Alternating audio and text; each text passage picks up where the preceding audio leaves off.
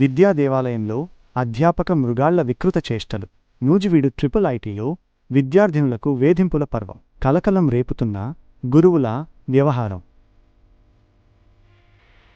పల్లెటూరి పేద విద్యార్థులకు ప్రపంచస్థాయి శాస్త్ర సాంకేతిక విద్యను అందించాలనే ఉన్నత లక్ష్యంతో దివంగత ముఖ్యమంత్రి వైఎస్ రాజశేఖర్ రెడ్డి మానసపుత్రికగా ఏర్పాటైన నూజివీడు IIIT నేడు అప్రతిష్టకు నిలయంగా మారుతోంది. విద్యాబుద్ధులు నేర్పించి మార్గదర్శకులుగా ఉండాల్సిన కొందరు అధ్యాపకులు తమ వద్ద చదువుకునే విద్యార్థినుల పట్ల కామవాంఛతో ప్రవర్తిస్తూ వారి జీవితాలతో చెలగాటమాడుతున్నారు. గత కొంతకాలంగా ఇక్కడి కొందరు అధ్యాపకులు విద్యార్థినులకు అసభ్యకరమైన మెసేజ్లు పంపడం, ప్రేమలేఖలు రాయడం వంటి వికృత చేష్టలకు పాల్పడుతున్నట్లు ఆరోపణలు వెల్లువెత్తుతున్నాయి. విద్యార్థినుల బలహీనతను ఆసరాగా చేసుకుని అధ్యాపక ముసుగులో ఉన్న ఈ మృగాళ్లు చేస్తున్న వేధింపులతో విద్యార్థినులు కంటిమీద కునుకు లేకుండా గడుపుతున్నారు.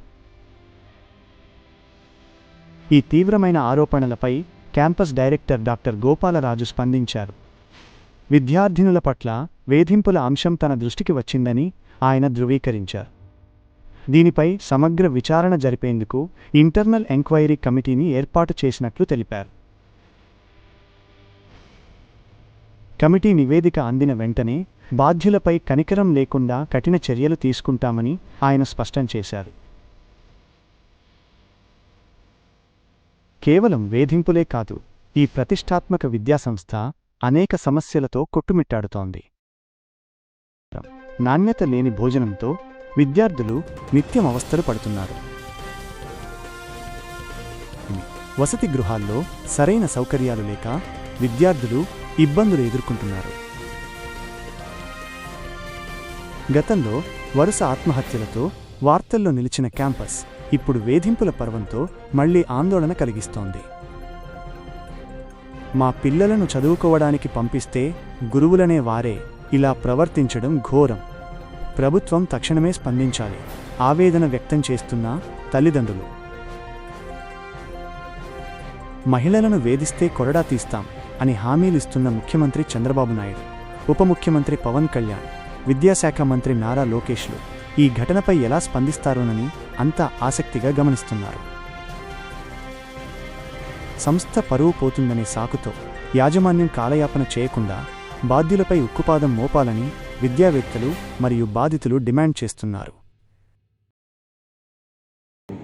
కొంతమంది గర్ల్స్ స్టూడెంట్స్ నుంచి కొంతమంది ఫ్యాకల్టీ అసభ్యకరమైన మెసేజ్లు పెడుతున్నారని నా దృష్టికి వచ్చిన తర్వాత అది అందులో ఎంతవరకు నిజం ఉంది, లేకపోతే అవేమైనా ఫేక్ మెసేజెస్, ఈ రోజున ఏ టెక్నాలజీలో ఏదైనా పాసిబుల్ కదా అని చెప్పి ఒకసారి మా క్యాంపస్లో ఇంటర్నల్గా ఒక కమిటీ వేసి ఆ కమిటీని వాటిల్లో ఎంతవరకు నిజం ఉంది, నిజాలు తెలుసుకొని ఒక రిపోర్ట్ లాగా ఇవ్వమని నేను ఆదేశించడం జరిగింది. వాళ్ళు విచారణ చేస్తున్నారు. ఎవరినైతే అందులో కంప్లైంట్లో ఉన్నాయో ఆ ఫ్యాకల్టీని, తర్వాత ఆ పిల్లల్ని కూడా విచారిస్తున్నారు. విచారణ ఇంకా పూర్తి కాలేదు. విచారణ ఒక 2 రోజుల్లో పూర్తవుతుంది. విచారణ పూర్తయిన వెంటనే వాళ్ళ రిపోర్ట్ సబ్మిట్ చేసిన వెంటనే నిజాలు తెలిసిన తర్వాత రూల్స్ ప్రకారం వెంటనే వాళ్ళందరి మీద చర్యలు తీసుకోవడం జరుగుతుందండి. పిల్లలందరూ ఎగ్జామ్స్లో టైంలో ఉన్నారు. ఈ 15వ తారీఖు నుంచి మనకి ఎండ్ ఎగ్జామ్స్ కూడా స్టార్ట్ అవుతున్నాయి. ఈ నెలాఖరు వరకు కూడా ఎగ్జామ్స్ అన్నీ జరుగుతాయి. అందుకని మేము కూడా పిల్లల్ని వేరే రకంగా ఇబ్బంది పెట్టకుండా విచారణ జరుగుతుంది. అందుకని ఒక 2 రోజులు డిలే అవ్వడం కూడా జరిగింది. 2 రోజుల లోపలే మనకి రిపోర్ట్ వస్తుంది. రిపోర్ట్ వచ్చిన వెంటనే ఎవరైతే ఇన్వాల్వ్ అయి ఉన్నారో ఇందులో టీచింగ్ స్టాఫ్ అయినా నాన్ టీచింగ్ ఎవరైనా సరే వారి మీద చర్యలు తీసుకోవడం జరుగుతుంది. ఇప్పుడు ఒక స్టూడెంట్ కంప్లైంట్ ఇచ్చినా విచారణలో ఎంతమంది వస్తారనేది ఇప్పుడు మనకు తెలియదండి. విచారణ జరిగిన తర్వాత రిపోర్ట్ ప్రకారం మనకి ఇన్ఫర్మేషన్ చెప్పగలుగుతాం ఫర్దర్గా ఏదైనా. అంటే టీచింగ్ స్టాఫ్ నాన్ టీచింగ్ ఏమైనా కాదు, ఎంప్లాయీస్ అన్న దీని మీద వచ్చిన కంప్లైంట్ అది. అందుకని నిజాలు ఒకసారి వాళ్ళు విచారణ చేస్తున్నారు. విచారణ జరిగిన వెంటనే మనకి ఫ్యాక్ట్స్ తెలిస్తే ఫ్యాక్ట్ తెలిసిన తర్వాత యాక్షన్ తీసుకుంటాం.